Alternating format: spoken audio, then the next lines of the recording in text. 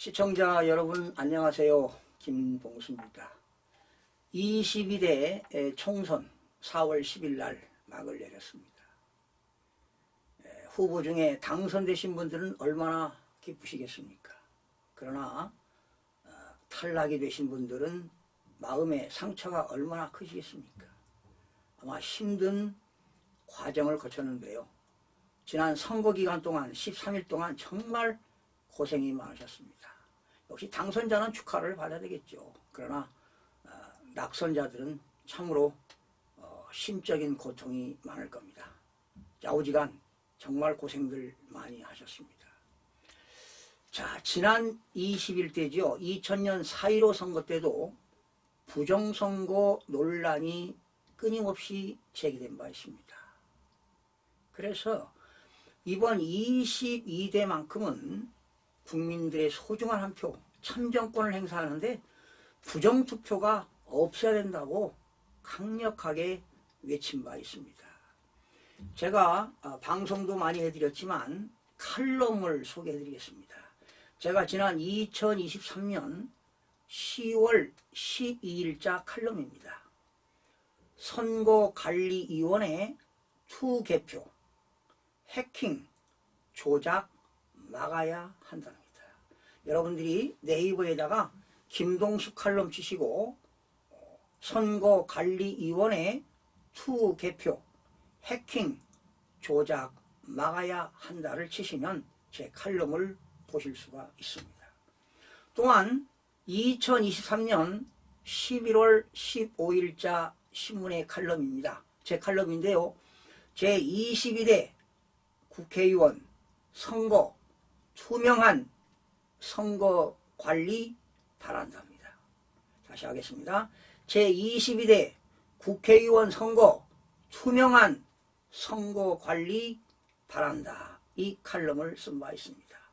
또한 2023년 12월 26일 날 칼럼입니다. 한동훈 비대위원장이 등판했죠. 그래서 한동훈 비대위원장에게 바란다 해서 칼럼을 썼는데요. 거기에 역시 22대 총선 부정선거는 없어야 된다. 강력하게 주장한 바 있습니다. 또한 제가 2024년 2월 6일 날 대통령실에 방문해서 부정선거를 다른 여러 가지 제안을 설명해 드렸지만 마지막에 또 부정선거를 거론했습니다. 이번만큼은 막아야 된다고 강력하게 외친 바 있습니다. 또한 마지막 칼럼입니다. 2024년 2월 13일 칼럼입니다. 제22대 국회의원 부정선거 근절을 위한 제언입니다. 제22대 국회의원 부정선거 근절을 위한 제언에 대해서 아주 상세한 내용을 칼럼을 쓴 바 있습니다. 이 칼럼은 여러 날에 걸쳐서 심사숙고해서 쓴 칼럼입니다. 여러분, 우리나라 공직선거법에서 158조 3항에는 사전투표가 있습니다. 이 사전투표할 때는 사전투표관에 개인 도장을 찍도록 되어 있습니다. 그래서 이거를 공직선거법 법률대로 국회의원 선거를 해야 된다고 강력하게 외쳤지만 불발이 되고 말았습니다.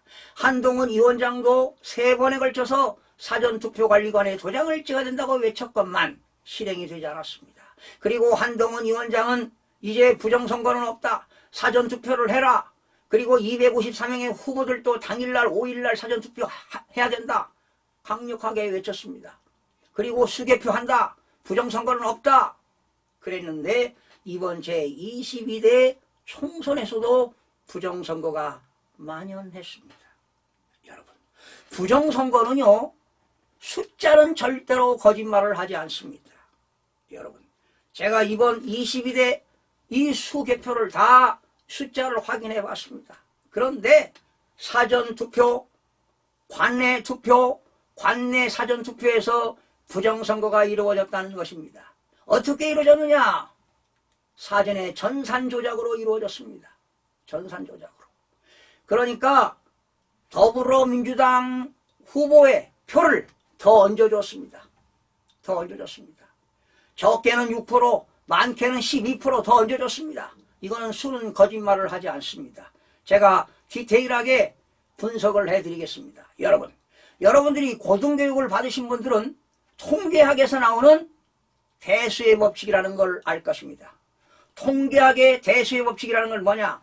어떤 일을 몇 번이고 되풀이하는 경우 일정한 사건이 일어날 비율은 횟수를 거듭하면 거듭할수록 일정한 값에 가까워진다는 경험 법칙이 바로 대수의 법칙입니다. 즉 무작위로 다룰 때 중요한 역할을 하는 것이 바로 대수의 법칙입니다. 제가 우리나라 이번 22대 선거 후보들의 숫자를 제가 다 확인해 봤습니다. 그런데 부정선거를 안 하는 지역도 있습니다. 그런데 경합지역은 부정선거가 있었다는 사실입니다. 어디에서? 사전투표, 관내투표와 당일날 관내 사전투표와 관내 사전투표에서 부정선거를 저질렀다는 사실입니다. 이거는 중앙선거관리위원회가 부정을 하지 못합니다. 이건 거짓말을 할 수가 없습니다. 숫자는 과학입니다. 제가 지금 흥분하고 있습니다. 이 숫자를 보면서 잠을 이루지 못했습니다. 제가 할 일도 많고 지금 경제도 어려운데 살기도 힘듭니다. 그런데 이거를 해야 되는 건 뭐냐? 국민의 한 사람으로서 대의기관이 이래만 안 된다는 것입니다. 국회의원들 진정한 국민들이 선거를 해서 뽑았는데 그 사람이 당선이 안 되고 엉뚱한 사람이 당선됐다는 건 이건 말이 안 되는 거 아니겠습니까? 너무나도 비참하고 가슴이 미어집니다. 그런데 지난 21대 선거에서 부정선거가 있었다고 황교안 전 국무총리였죠. 그분도 부정선거를 외쳤습니다만. 그리고 또 어느 인천에 그 출마했던 국회의원 있죠. 그분도 부정선거를 외쳤습니다.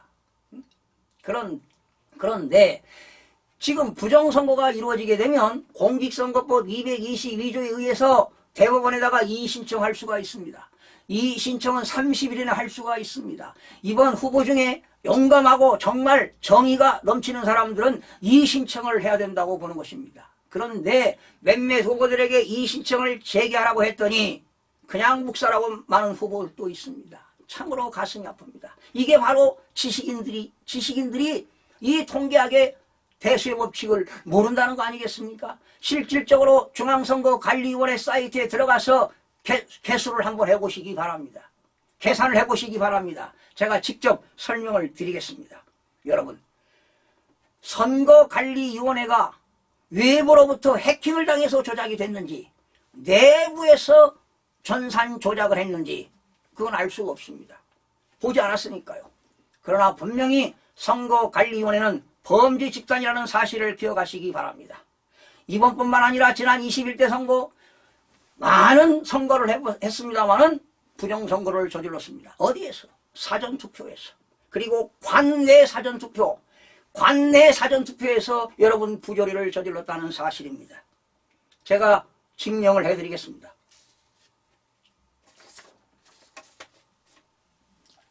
인천 계양을입니다. 더불어민주당 이재명 후보였죠.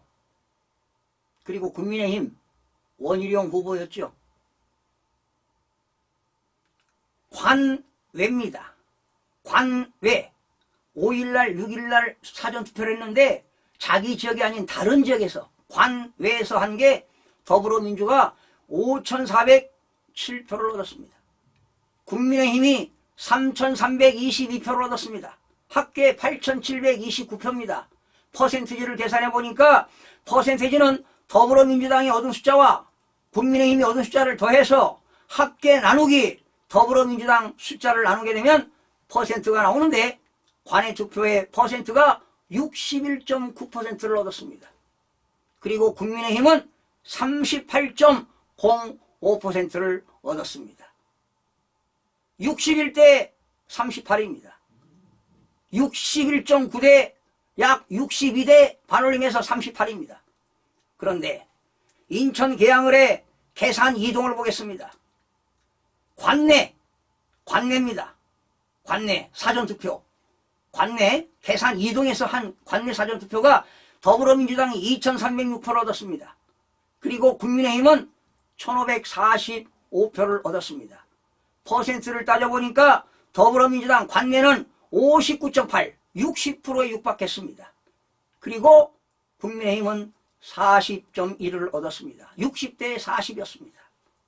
그런데 계산 이동의 당일날 10일날 본투표는 더불어민주당이 2403표를 얻었고 국민의힘은 2446표를 얻었습니다. 더 얻었습니다. 국민의힘이 더 얻었습니다. 퍼센트를 따져보니까 더불어민주당은 45.5%를 얻었고 그리고 국민의힘은 원희룡 후보는 54.4%를 얻었습니다. 결과적으로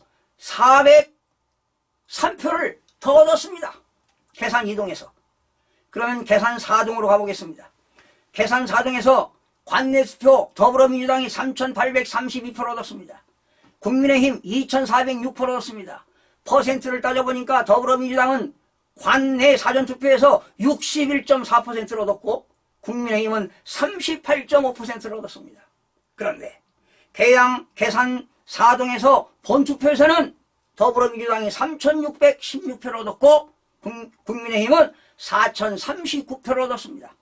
퍼센트를 따져보니까 더불어민주당은 47.2%를 얻었고 국민의힘은 52.7%를 얻었습니다. 결과적으로 계산 2동과 계산 4동은 사전투표에서는 졌지만 본투표에서는 월등하게 이겼습니다. 그래서 관외 사전투표와 관내 사전투표에서 뻥튀기 한 겁니다. 투표를 높인 겁니다.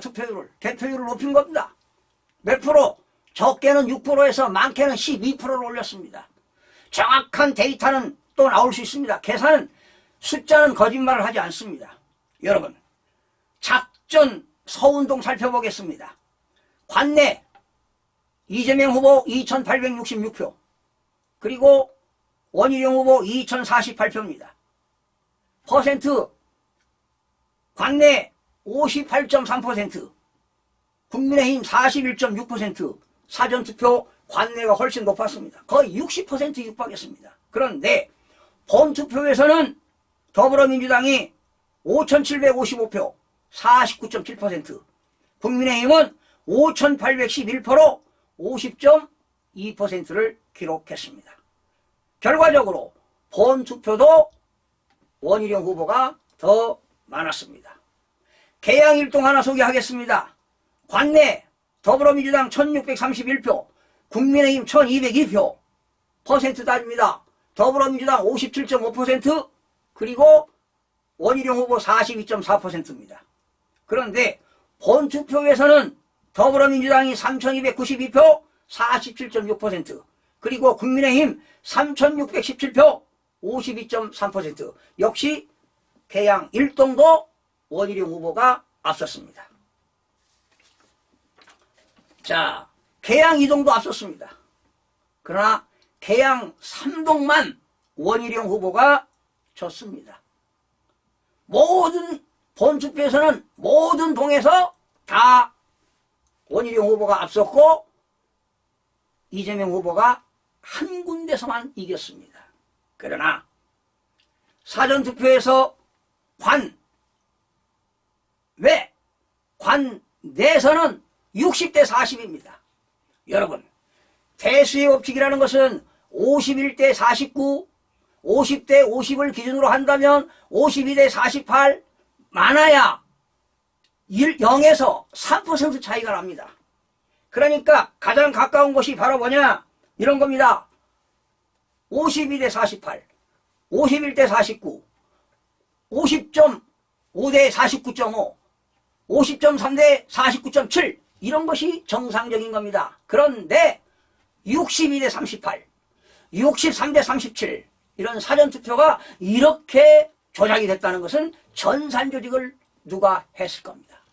바로 전산조직을 한 사람은 정말 대한민국을 망하게 만드는 겁니다. 국민의 참정권을 박탈당한 겁니다. 범죄 집단이라는 사실을 기억하시기 바랍니다. 정말 이거는 참지 못합니다. 국민의 참정권을 뺏어갔다는 겁니다. 이럴 수가 있겠습니까? 계속해서 여러분 방송을 진행해 드리도록 하겠습니다. 시청자 여러분 고맙습니다.